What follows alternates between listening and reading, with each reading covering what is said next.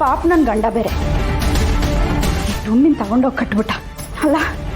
ನನ್ನ ಕಣ್ಣು ಮುಂದೆನೇ ಆ ಡುಮ್ಮಿಗೆ ತಾಳೆ ಕಟ್ಸಿನಲ್ಲ, ಅದನ್ನೆಲ್ಲ ನೋಡ್ಕೊಂಡು ನಾನು ಹೆಂಗೆ ಸುಮ್ಮನಿದ್ನೋ ನನಗೆ ಗೊತ್ತು.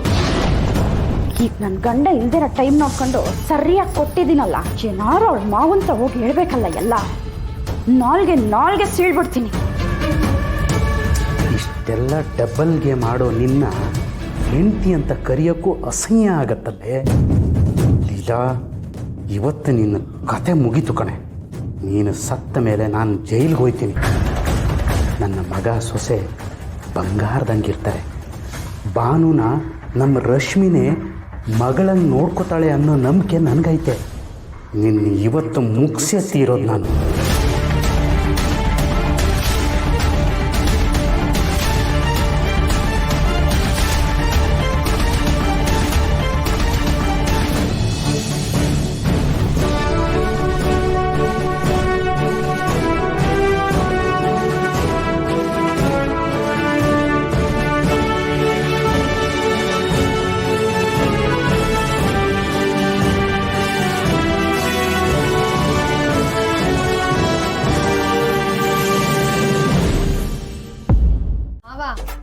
ಅಂಗಡಿಲಿ ಕೂತಿದ್ವಾ, ಕಲೆಕ್ಷನ್ ಇರ್ಲಿಲ್ಲ.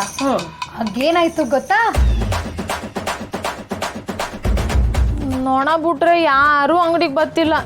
ಅಣ್ಣ ಬಂದ್ ಕೇಳಿದ್ರೆ ವ್ಯಾಪಾರ ಆಗಿಲ್ಲ ಅಂತ ಹೇಳಕಾಯ್ತದ. ಅದ್ಗೆ ಏನ್ ನೋಡ್ತಿದ್ಯಾ? ರಾಣಿ, ಈ ಅಂಗಡಿಲಿರೋ ಎಲ್ಲ ಐಟಮ್ಸು ಇನ್ನೊಂದು 3-4 ತಿಂಗಳಲ್ಲಿ ಎಕ್ಸ್ಪೈರ್ ಆಗೋಗ್ಬಿಡುತ್ತೆ ಅನ್ಸುತ್ತೆ. ಅಯ್ಯ, ಅದ್ರಲ್ಲಿ ವ್ಯಾಪಾರ ಆಗಿಲ್ಲ ಅಂದ್ರೆ ನಷ್ಟ ಆಗೋಯ್ತದಲ್ಲ. ಅದಕ್ಕೆ ಆಗೋದಕ್ಕೆ ಯಾರು ಬಿಡೋರು? ಎಲ್ಲ ಇವತ್ತೇ ಮಾರ್ಬಿಟ್ರೆ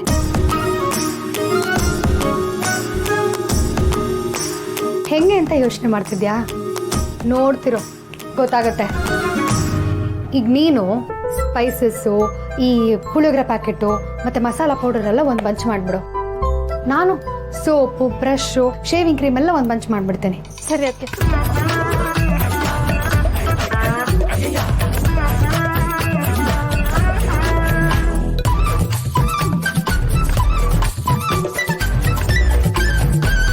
ಇರು. ಮಾರಿಗುಡಿಯ ಎಲ್ಲ ನಿವಾಸಿಗಳಿಗೆ ಸಿಹಿ ಸುದ್ದಿನೋ ಸಿಹಿ ಸುದ್ದಿ. ಇದು ಯುಗಾದಿ, ದೀಪಾವಳಿ, ಗೌರಿ ಗಣೇಶ ಹಬ್ಬಕ್ಕಿಂತಲೂ ದೊಡ್ಡ ಆಫರ್. ಬನ್ನಿ ಅಣ್ಣ, ಬನ್ನಿ ಮೇಡಮ್, ಬನ್ನಿ ಸರ್, ಬನ್ನಿ ಅಕ್ಕ, ಬನ್ನಿ ಬನ್ನಿ, ಬೇಗ ಬನ್ನಿ. ಕಿಚನ್ ಐಟಮ್ ಕಾಂಬೋ ಕೇವಲ 150 ರೂಪಾಯಿಗಳಿಗೆ ಮಾತ್ರ. ಒಂದೊಂದೇ ತಗೊಂಡ್ರೆ 200 ರೂಪಾಯಿ, ಒಟ್ಟಿಗೆ ತಗೊಂಡ್ರೆ 50 ರೂಪಾಯಿ ಲಾಭ. ಬನ್ನಿ ಅಣ್ಣ, ಬನ್ನಿ ಮೇಡಮ್, ಬೇಗ ಬೇಗ ಬನ್ನಿ.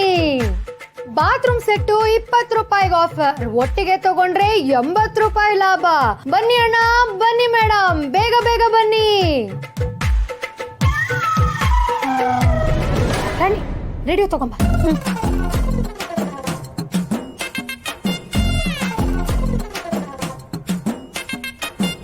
ಮಾರಿಗುಡಿಯ ಎಲ್ಲ ನಿವಾಸಿಗಳಿಗೆ ಸಿಹಿ ಸುದ್ದಿನೋ ಸಿಹಿ ಸುದ್ದಿ.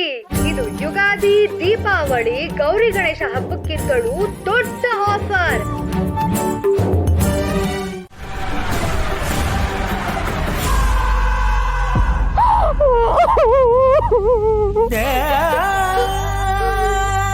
ನಮ್ಮಣ್ಣ ಯಾವಾಗ ನೋಡಿದ್ರು ಮಾಕಳವ ಅಂತಿರ್ತಾನೆ.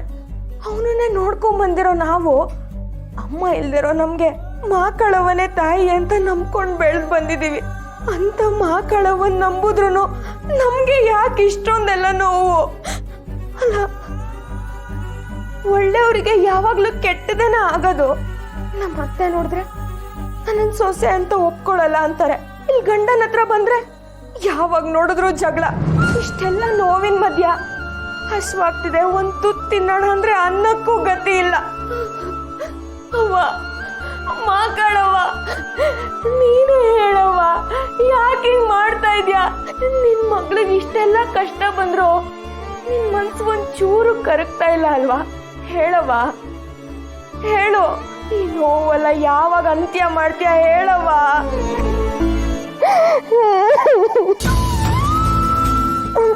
ನಾನು ಯಾವತ್ತು ಎಲ್ಲ ಬೇರೆಯವ್ರು ಯಾರ ಹತ್ರನೂ ಹೇಳ್ಕೊಂಡೇ ಇಲ್ಲ. ಆದರೆ ಇವತ್ತು ನಿನ್ನ ಹತ್ರ ಹೇಳ್ಕೊತಾ ಇದ್ದೀನಿ. ಯಾಕೆ ಹೇಳೋ, ನೀ ಇದೆಲ್ಲ ಕೇಳಿಸ್ಕೊತೀಯ ಅನ್ನೋ ಒಂದು ಚಿಕ್ಕ ನಂಬಿಕೆ. ಅವ್ವ, ದಯವಿಟ್ಟು ನನ್ನ ಕೈ ಹಿಡಿಯವ್ವ. ನಾನು ಜಾಸ್ತಿ ಏನು ಕೇಳಲ್ಲ. ಒಂದು ಹೊತ್ತಿನ ಊಟ, ಆಮೇಲೆ ಒಂದು ಸ್ವಲ್ಪ ಪ್ರೀತಿ ಅಷ್ಟೇ.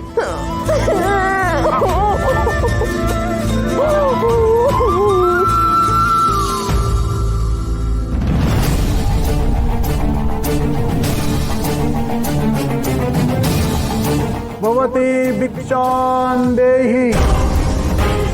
ಏ ಹೋಗಪ್ಪ, ದಾನ ಧರ್ಮ ಅಂತ ಮಾಡಿ ಅಂಡೆ ಅಂತ ಸೊಸೆನೇ ದೇವ್ರು ಕೊಟ್ಟವನೆ, ಇನ್ನೇನೈತೆ? ಏನೂ ಇಲ್ಲ.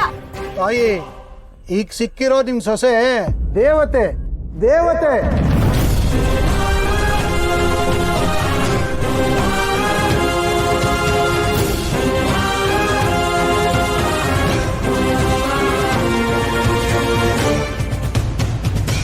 ಬಂದ್ಯಪ್ಪ, ಬಾ. ಸ್ವಾಮಿಗಳೇ, ನನ್ನ ಹೆಂಡತಿ ಗೊತ್ತಿಲ್ಲದೇನೆ ನಿಮಗೆ ಚುಚ್ಚಿ ಮಾತಾಡ್ಬಿಟ್ರು, ದಯವಿಟ್ಟು ಕ್ಷಮಿಸಿ. ಹೆಣ್ಣು ಅಂದ್ರೆ ಹಾಗೆ ಮಾದಪ್ಪ. ಅವಳು ರಮಣೀಯಳು ಹೌದು, ರೌದ್ರಳು ಹೌದು. ಆಕೆಗೆ ಕೋಪ ಅನ್ನೋದು ಹೆಚ್ಚೆ. ಆ ಕೋಪ ಅನ್ನೋದನ್ನ ಬಗೆಹರಿಸ್ಬೇಕು ಅಂತಂದ್ರೆ ತಾಳ್ಮೆಯಿಂದ ಪ್ರಯತ್ನ ಪಟ್ಟು ಆ ಕೋಪನ ಕರಗಿಸೋ ಜೊತೆಗೆ ಮನಸ್ಥಿತಿನ ಬದಲಾವಣೆನೂ ಮಾಡಬೇಕು. ಅಂದ್ರೆ